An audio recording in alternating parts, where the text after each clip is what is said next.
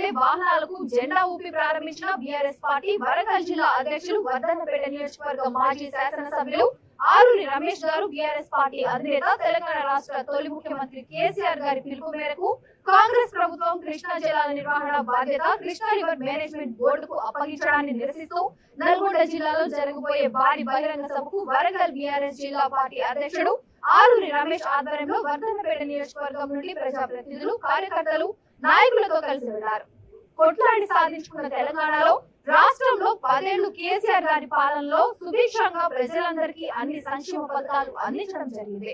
అదే విధంగా ముఖ్యంగా రైతాంగానికి నీరు కరెంట్ అందించిన ఏకైక నాయకుడు కేసీఆర్ గారని పేర్కొన్నారు.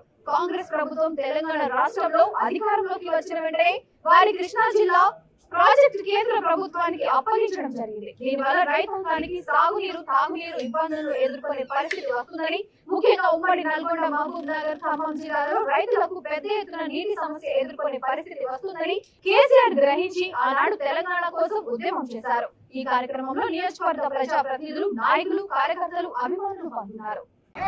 నాయకత్వం